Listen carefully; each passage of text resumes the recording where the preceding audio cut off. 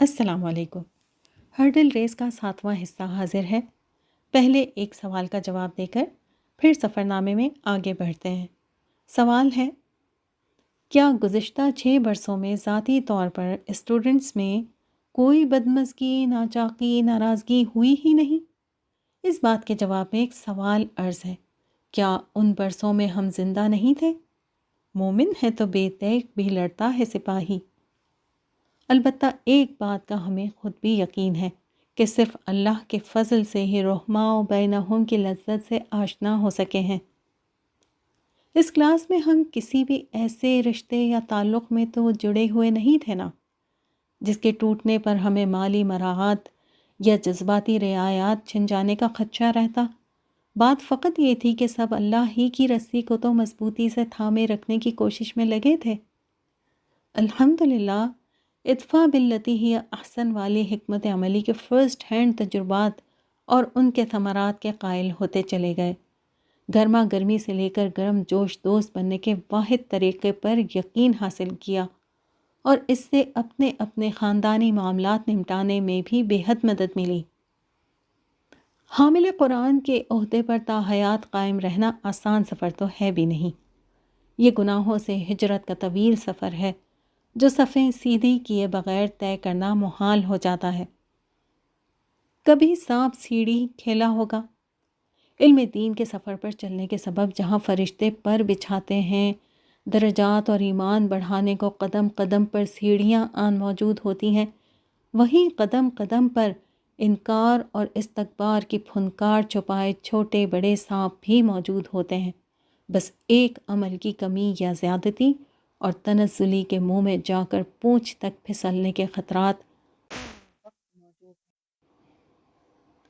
چلیں اب سفر نامے کی جانب چلتے ہیں۔ الحمدللہ دونوں گھروں میں کلاسز نہایت عمدگی سے چل رہی تھیں۔ ہمارے گھر والے نہ صرف عادی ہو چکے تھے بلکہ برکات کے ظہور کو محسوس بھی کر رہے تھے۔ ان دنوں ہم اپنی اپنی سیٹس کے بھی اتنی عادی ہو چکے تھے کہ نہ پہلے آ کر کسی کی جگہ لیتے اور بعد میں آنے پر بھی سب کی اپنی جگہ محفوظ ہوتی۔ ہمارے لسنرز مسلسل اپنی پوری محنت کے ساتھ ہم سے جڑے ہوئے تھے۔ جو کلاس جمعے کے دن ہوتی اس میں روحانیت کی خوراک ہمیں الگ ہی جہان میں لے جاتی۔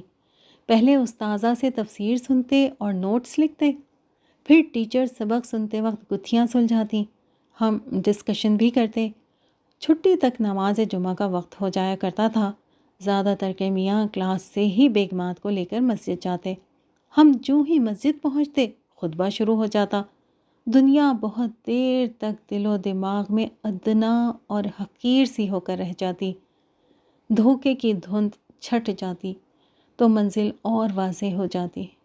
ہم لطف کے ہنڈولے میں آسمانوں کو چھونے کے متمنی تھے کہ کووڈ-19 آ گیا۔ یاد ہے شروع میں بتایا تھا کہ کتاب میرا جینا میرا مرنا کی تمام تر آڈیو سننا ہمارے کورس میں شامل تھا، ساتھ ساتھ حفاظت کی دعائیں بھی۔ ہمارے جیسے ان گنت افراد، مختلف کورسز ڈیزائن کرنے والے اساتذہ اور ویب سائٹ پر موجود ان گنت گمنام سپاہیوں کو نہ جانے کب کب کتنی دعائیں دیتے رہتے ہیں، اور اگر اس سلسلے میں غفلت کا شکار بھی رہیں تب بھی رب العزت تو الشکور ہیں، بے حد قدردان۔ تو آپ سب کے لیے آپ کی بے لوث خدمت کی عوض ہم کچھ بھی نہیں کر سکتے سوائے دعا کرنے کے۔ اللہ تعالیٰ آپ کو بہترین اجر عطا فرمائے۔ تو ہوا یہ کہ سخت خوف اور لاک ڈاؤن کے باعث ہر سو جب سب کچھ ٹھپ ہو گیا تھا، تب شکر ہے رب کریم کا کہ مادی اشیاء کو ہی تالا لگا تھا۔ الحمدللہ دلوں پر قفل نہیں پڑے تھے، تو ہم اشک بار کیوں نہ ہوں، سجدہ ریز کیسے نہ ہوں۔ دنیا جس دور میں شدید ڈپریشن میں جا رہی تھی، ہمارے دلوں کے گڑھے وہی کی مسلسل برسات کی وجہ سے دریا دلی میں بدلتے جا رہے تھے۔ اللہ اکبر، بے شک دشواری کے ساتھ آسانی ہے۔ پھر یہ بھی ہوا کہ عام دنوں میں جو بات برداشت کرنا بہت زیادہ مشکل ہو سکتی تھی وہ بھی قدرے آسان ہو گئی، کیونکہ اسی دور میں 2 عزیز ترین سہیلیاں کینیڈا سے منتقل ہو گئیں۔ ہم تب تک آن لائن پڑھنے کے اور دور رہ کر بھی جڑے رہنے کے عادی ہو چلے تھے۔ اللہ تعالیٰ نے یہ مراحل ان پر بھی آسان فرمائے، تو شفٹنگ کے بعد طرح طرح کے نامساعد حالات کے باوجود وہ دونوں جڑی رہیں۔ یہاں دن ہوتا تو وہاں رات ہوتی یا شام ہوتی، چھٹی کے دن فیملی ٹائم، آؤٹنگ یا پے در پہ شادیاں، اور یہ ان کا مسلسل مجاہدہ رہا کہ اس وقت میں اپنی فیملی سے معذرت کر کے کبھی کار میں بیٹھ کر، کبھی شادیوں میں وقت سے پہلے پہنچ کر کلاس سے جڑی رہیں۔ مطلب یہ کہ ہم چین سے گھر بیٹھنے والوں کے لیے بار مزید اونچا سیٹ کر دیا گیا تھا۔ اس کی وجہ کلاس کی سخت پالیسیز ہرگز بھی نہیں تھیں، بلکہ سبق سناتے وقت تدبر کی چند گھڑیوں کی عبادت سے فیضیاب ہونا بھی تھا، اور وہ حلقہ بڑا کرنا، اس محفل میں شامل رہنا جس پر فرشتے پر پھیلائے دعائیں کرتے ہیں۔ الحمدللہ اس سے مزید باتیں سمجھ آئیں، یہ بھی کہ فاصلے بہانے نہیں بننے چاہیے، یہ بھی کہ فاصلے پر رہنے والے رشتہ دار اور پرانی سہیلیاں بھی تو اسی طرح جڑ سکتی ہیں نا۔ کیا خیال ہے؟ ان کو جوڑتے ہیں۔ قرآن ان ہاتھوں تک بھی اس طرح پہنچایا جا سکتا ہے نا۔ آگے دلوں میں اتارنے کا کام تو اسی کا ہے جس کا یہ کلام ہے۔ اگر یہاں اس سفر کے ایک اور اہم ستون کا شکریہ ادا نہ کیا جائے تو زیادتی ہوگی۔ وہ ہیں کلاس مانیٹر۔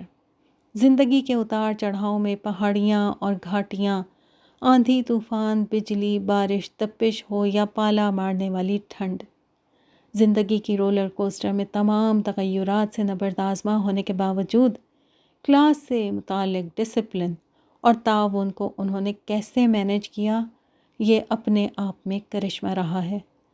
ایک اور صحرا ان کے سر جاتا ہے، وہ یہ کہ شروع دنوں میں ہمیں سمجھ آ چکا تھا کہ ہمیں اپنے جز میں مزید صفحات درکار ہوں گے، نوٹس الگ فائلز میں سنبھالنے والے افراد نہیں ہم۔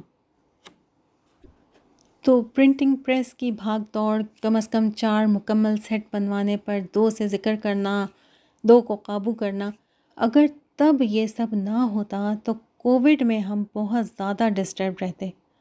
جی آپ نے درست پہچانا، ان کا تعلق فرقہ عجلتیہ سے ہی ہے۔ ماشاء اللہ، لا حول ولا قوت الا باللہ۔ کبھی ہم صرف چند سطور لکھنے بیٹھیں تو قلم، دوات، کاغذ، روشنی، بینائی، جسمانی اور ذہنی صحت، ہر شے اپنی اپنی جگہ اہمیت رکھتی ہے۔ ڈیجیٹل قلم ہو تو مزید لوازمات درکار ہوتے ہیں، اور کسی ایک کی بھی عدم موجودگی میں کام رک جاتا ہے۔ یہی حال کلاس کے سبھی ساتھیوں کا ہے۔ جیسے گھڑی کے چلتے رہنے میں ہر پرزہ اپنی جگہ اہم اور کارآمد۔ کون کب کیسی مشکلات کے باوجود بھی جڑا رہا، یہ اللہ سے چھپا ہوا تو نہیں، وہی سب کو بہترین اجر دینے والا ہے۔ چلیں اب ایک سوال مزید لیتے ہیں۔ قرآن پڑھ کر آپ لوگوں میں کیا کیا تبدیلیاں آئیں؟ آپ نے دیکھا ہوگا کہ لوگ کسی علاقے میں کافی عرصے سے مقیم ہوں تو وہاں نئے آنے والوں کو اپنے شہر سے متعارف کراتے ہوئے بڑی شان سے، جیسے کہ یہ سارا شہر انہوں نے بنایا ہو یا ان کی زیر نگرانی بنا ہو، کہتے ہیں کہ یہ جو خوبصورت عمارت دیکھ رہے ہیں نا، پہلے یہاں بڑے جھاڑ جھنکار تھے، لوگ تو ادھر فالتو سامان بھی ڈال جاتے، اور یہ جو اتنا کشادہ پارک ہے پہلے بڑا ہی بے ترتیب سا اندھیرا جنگل سا ہوا کرتا تھا، شام پڑے تو لوگ قریب سے گزرتے ہوئے بھی ڈرتے تھے۔ اب دیکھیں کیسے ٹریکس بنے ہوئے ہیں، سرے شام لائٹس روشن ہو جاتی ہیں، اب تو ادھر راتیں بھی پر رونق ہوتی ہیں۔